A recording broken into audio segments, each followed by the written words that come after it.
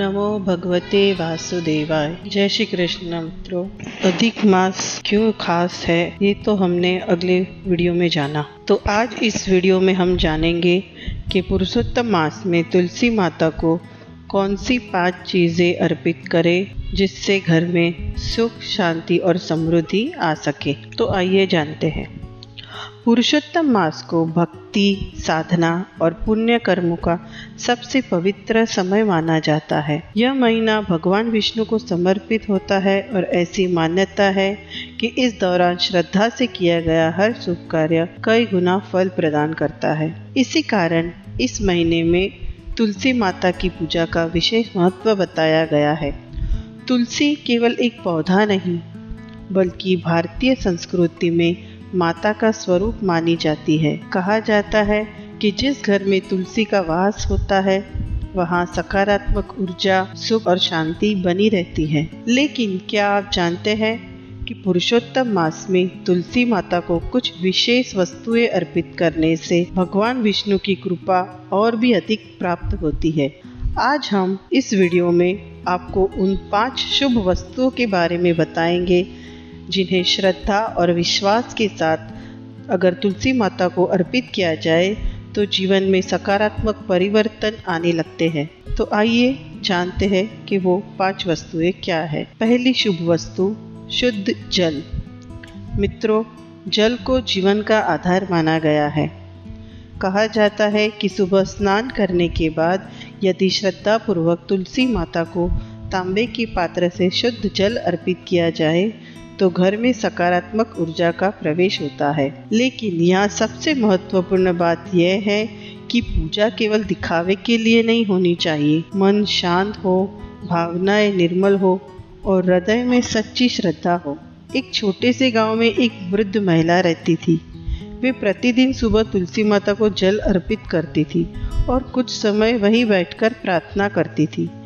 जब गांव के लोग उनसे पूछते थे कि वो रोज़ ऐसा क्यों करती है तो वो मुस्कुराकर कहती थी, जब मैं तुलसी माता के पास बैठती हूँ तो मन को शांति मिलती है और घर में भी सकारात्मकता बनी रहती है। शायद यही भक्ति का सबसे बड़ा फल है। तो पहली वस्तु हुई शुद्ध जल। आइए अब जानते हैं कि वह दूसरी शुभ वस्तु क्या है। तो दूसरी शुभ वस्तु है कच्चा दूध। जी हाँ, पुरुषोत्तम मास में कई लोग जल के साथ थोड़ा सा कच्चा दूध मिलाकर तुलसी माता को अर्पित करते हैं।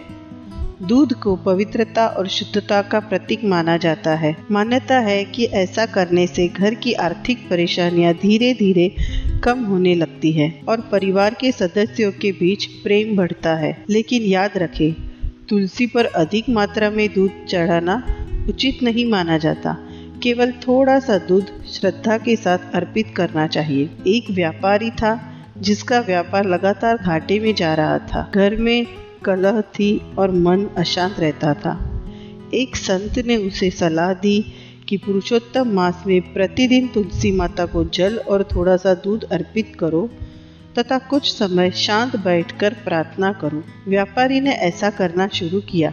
कुछ ही दिनों में उसके मन में शांति आने लगी, घर का वातावरण सुधरने लगा और धीरे धीरे व्यापार भी बेहतर होने लगा। उसे विश्वास हो गया कि जब मन सकारात्मक होता है तो जीवन की दिशा भी बदलने लगती है। तो दूसरी शुभ वस्तु हो गई दूध। आइए अब जानते हैं कि वह तीसरी शुभ वस्तु क्या है।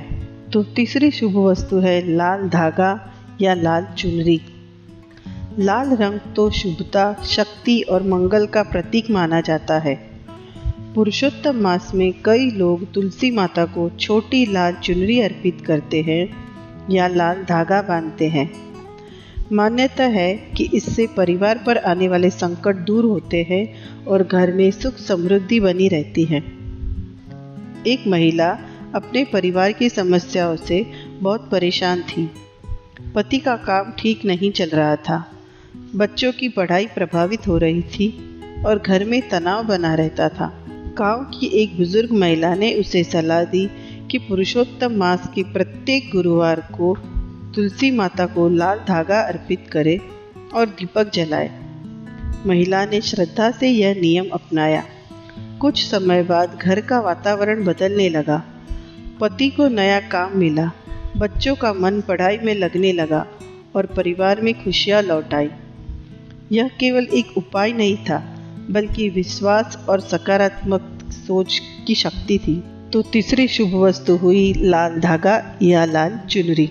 आइए अब जानते हैं कि वह चौथी शुभ वस्तु क्या है। तो चौथी शुभ वस्तु है घी का दीपक। मित्रों, प्रकाश हमेशा अंधकार को दूर करता है। इसी प्रकार जीवन के दुखों और चिंताओं को दूर करने के लिए सकारात्मक विचारों का प्रकाश आवश्यक है। इसलिए पुरुषोत्तम मास में शाम के समय तुलसी माता के पास घी का दीपक जलाना अत्यंत शुभ माना जाता है। एक युवक हमेशा तनाव में रहता था। नौकरी की समस्याएं, परिवार की जिम्मेदारियां और भविष्य की चिंताएं उसे परेशान करती थी। उसकी माता ने कहा, बेटा, रोज शाम को 5 मिनट तुलसी माता के पास बैठकर घी का दीपक जलाओ। शुरुआत में उसने केवल माँ की बात मानकर ऐसा किया, लेकिन कुछ ही दिनों में उसने महसूस किया कि उसका मन पहले से अधिक शांत हो गया है। वह सकारात्मक सोचने लगा और उसके निर्णय भी बेहतर होने लगा। यही तो भक्ति का वास्तविक प्रभाव है। तो यह थी हमारी चौथी शुभ वस्तु, घी का दीपक। तो आइए अब जानते हैं कि वह पांचवी और अंतिम शुभ वस्तु क्या है। तो पांचवी शुभ वस्तु है मिठाई या शक्कर का भोग। मिठास प्रेम और अच्छे संबंधों का प्रतीक मानी जाती है। पुरुषोत्तम मास में तुलसी माता को थोड़ी सी मिठाई, मिश्री या शक्कर का भोग अर्पित करना शुभ माना जाता है। मान्यता है कि इससे परिवार में प्रेम बढ़ता है और रिश्तों की कड़वाहट धीरे धीरे समाप्त होने लगती है। एक परिवार में छोटी छोटी बातों पर झगड़े होते रहते थे। दादी ने परिवार के सभी सदस्यों से कहा, रोज शाम को तुलसी माता को मिठाई अर्पित करो और 2 मिनट साथ बैठकर प्रार्थना करो। शुरुआत में यह एक साधारण नियम लगा, लेकिन धीरे धीरे परिवार के लोग एक दूसरे से प्रेम पूर्वक बात करने लगे। घर में शांति और खुशियां लौट आई, क्योंकि भक्ति केवल पूजा नहीं बल्कि मन को बदलने की शक्ति भी रखती है। तो यह थी हमारी पांचवी शुभ वस्तुएं। मित्रों, इन 5 वस्तुओं के पीछे केवल धार्मिक परंपरा नहीं बल्कि जीवन का एक सुंदर संदेश छिपा हुआ है। जल हमें शुद्धता सिखाता है, दूध पवित्रता और शांति का प्रतीक है, लाल धागा शुभता और संरक्षण का संदेश देता है, घी का दीपक जीवन में प्रकाश और सकारात्मकता लाता है, मिठाई रिश्तों में प्रेम और मधुरता बनाए रखने की प्रेरणा देती है।